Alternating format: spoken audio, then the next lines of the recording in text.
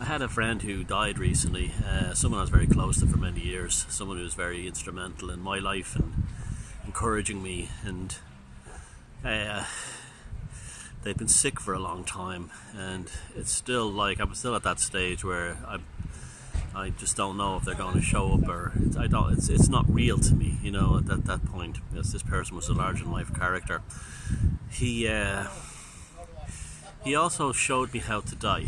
He'd been sick for a very long time with cancer, and it was basically he went from being a big strong fella to being nothing. It ate him away. But he never lost his sense of humour. Even towards the end, he was having a laugh, and he'd always had a joke. And he was angry that he was dying because he hadn't got to do all the things he wanted to do.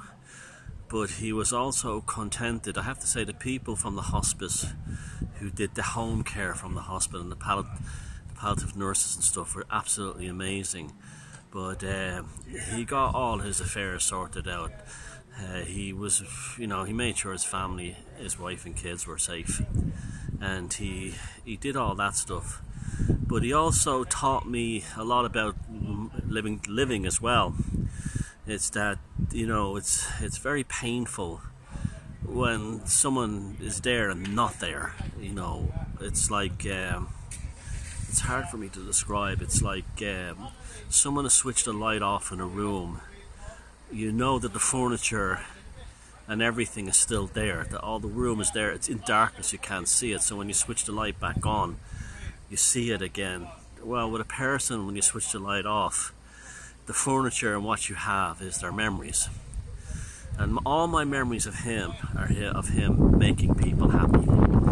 He was always a funny guy, the life and soul of the party. He was a good father to his children. He was good to his family and his friends. He wasn't perfect, and no one is supposed to be perfect. He made his mistakes, but he made up for them. He was not, he did his best to atone for them. And the light switched off, and he's not here now, and it's really strange. I had been in a sort of business relationship with him, and I'd been writing checks out to him for years, and I wrote a check out to his wife the other day, not him, because he's not here. It's the little things like that.